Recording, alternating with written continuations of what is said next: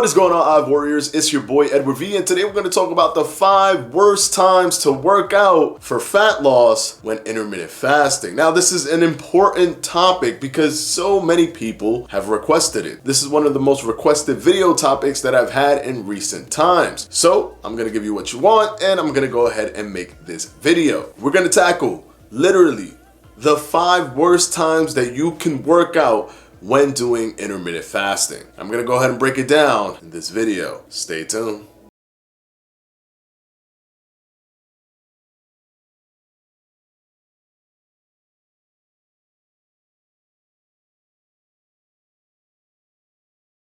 Quickly before we start, video is brought to you by yours truly, Fledge Fitness and the Fledge Fitness Jump Rope. If you haven't gotten yours yet, what are you waiting for? Only $16.50 with an ergonomic design, aluminum handle, and swivel design. You can't go wrong with the Fledge Fitness Jump Rope. Due to the current pandemic event, all of our jump ropes sold out very quickly, faster than we could actually manufacture and restock. But the Fledge Fitness team is looking at a mid-June release. So for the first time ever, you can go ahead and pre-order your jump rope and lock your order in. Click either the top right hand corner or it'll be down in the description below. And of course, as always guys, thank you for your support. Let's go ahead and jump right into the video. So the first one that I'm going to talk about, to just get it completely out of the way because it appears to be somewhat obvious, but I want to make sure that everyone out there is aware of it. And I do want to do my due diligence and put it in this video. When you are feeling sick, that means cold and flu, fever, when you have those symptoms, when you're feeling that way, I highly advise you not to work out because this will drastically impair your performance. And that's basically the start and end of that. Please understand that when you're going to the gym, you're actually purposefully putting your body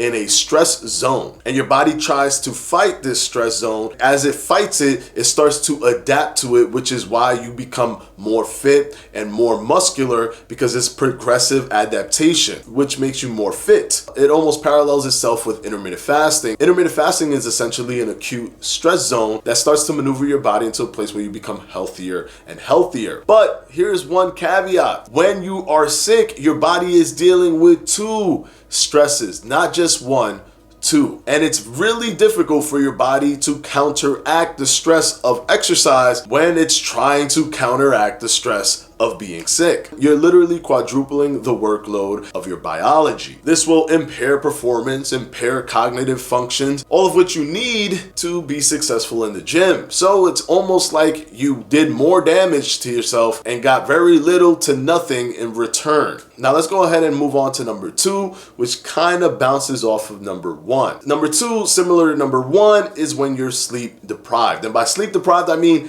you haven't gotten much sleep. You've been sleeping for only 3 hours or only 4 hours or 5 hours, 5 hours or less, anything in that range. You are basically sleep deprived. If you're consistently doing this, you are going to affect your cognitive abilities when you're in the gym. And because of this, just like when you're sick, you're going to perform poorly in the gym. Remember, getting fitter, losing weight comes from progressive adaptation, comes from getting progressively better, being able to run further, being able to increase your endurance, your cardiovascular system, increase your strength. Those things happen because you are progressively doing things that are more difficult as your body is able to adapt and conquer each level. So if you're at level 7 and then you can only work at a level 5 because you're so sleep deprived, your body has already constructed the adaptation for level 5. It's ready to start fighting against level 8. And that's what you need to understand for both being sick and sleep deprived.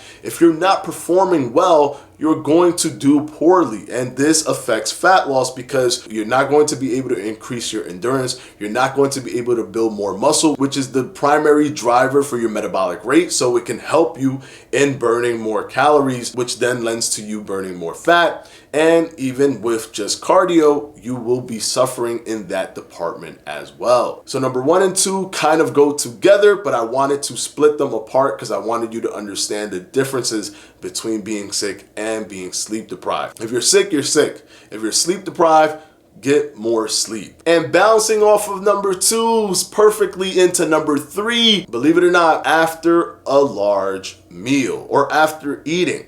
If you eat and then go right to the gym with no break in between, no hour, no 3-hour break, nothing, you will be sluggish in the gym, and this is going to affect you. Now, some people can do it, some people can't, but generally speaking, studies have shown that there is high level of discomfort and even high levels of nausea when you're going to the gym literally right after you've eaten a big meal. So once again, you want to perform your best when you're at the gym. So you don't want to go to a gym on a full stomach, feel sluggish because your body starts to shut down after big meals, and on top of that, feel discomfort because you're bloated from the food. Your body is also working now to digest the food aggressively, so it's taking a lot of the energy from that, and it's removing a lot of the energy that you can utilize while at the gym. So please be very aware of when you go to the gym, when you just ate. A lot of people will tell you, yo, eat something huge, eat something big,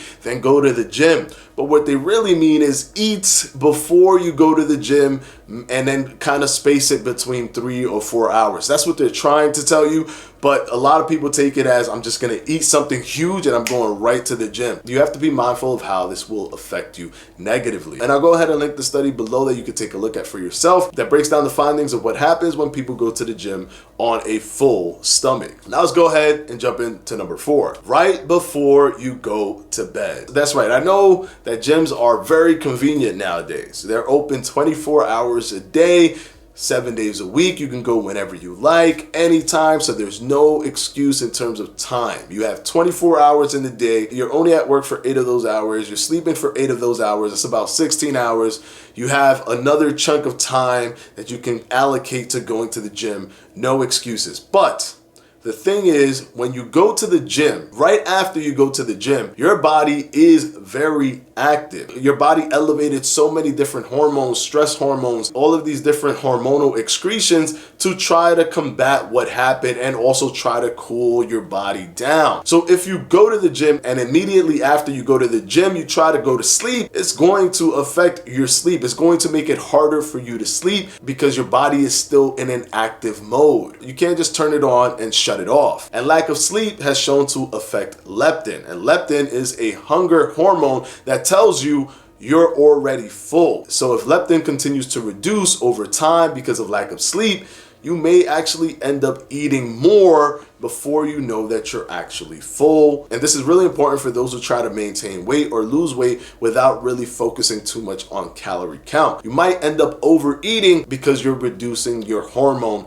leptin because of lack of sleep. So in a sort of roundabout way, going to the gym right before you go to sleep is going to affect fat burning negatively. And finally, number 5, going to the gym not in a fasted state. That's right. A lot of pushback has come from people who say, well, no, you can go to the gym in a fasted state or a not fasted state. But please understand that the studies that they are using, the design and methodology is incredibly flawed and very misleading. Most of the studies that people use to tell you going to the gym in a fasted state makes no difference are studies that use overnight fasting only, and many of them immediately feed the participants the moment they finish their exercise, never giving them the ability to get into that post-absorptive range. Remember, overnight fasting is simply fasting from going to sleep and waking up. That's all it is. It doesn't necessarily mean you're in a post-absorptive state. It doesn't necessarily mean that you are truly in a fasted state. You simply haven't eaten for maybe 7 or 8 hours and then immediately eating after your workout. Those studies are literally not giving the participants a chance to burn through the fat, to oxidize the fat. 2 studies that were done in 2017, very strenuous design. One study actually did biopsies in which they had 10 males and they used anesthetics on the participants to actually cut out subcutaneous fat and study the subcutaneous fat with fed participants versus fasted participants. This was not an overnight fast. This was at least 12 hours of fasting before the workout versus the fed group, and not being fed immediately after their workout to allow fat oxidation and adipose tissue reduction. And what they saw is that the fasted group burn more fat than the fed group. And for those out there that say, well, you know, substrates change, yes, they're burning more fat during the workout, but in a 24-hour scheme, it will be the same. Substrate would just switch to more carbohydrate utilization as opposed to fat utilization. That is also not true. Studies do not show this if the design is done correctly. Of course, you're going to see it with an overnight fast and immediately eating afterwards, never letting you get into that post-absorptive range, but not if you actually do the fasting correctly. Now, in a Japan study that was also done in 2017, the participants in the study were all women. They were in a fasted state. They looked not just at 60 minutes, but also an entire 24-hour fat oxidation process. And it was very strenuously designed. The participants all stayed in a metabolic chamber for an entire 24-hour period. They knew exactly what they were eating, they knew exactly how sedentary they were and how non-sedentary they were, and they knew exactly how much they worked out. All of that data was collected, and still the fasted workout group had more fat oxidation from a 24-hour period. Changes in substrates from food intake to fat oxidation did not make up the difference. And I'll put both of those studies down below for you to take a look at for yourself. So regardless of what people tell you when it comes to fasted workouts, please keep in mind that the methodology and the design of the workouts are very important, because it can mislead you into thinking that an intermittent fasted workout is the same as an overnight fasted workout. They are not. So those are the 5 worst times to work out for fat loss when intermittent fasting. I hope you enjoyed the video. And of course, as always, I want to put my patrons for my Patreon, and I'll go ahead and put their names right up here.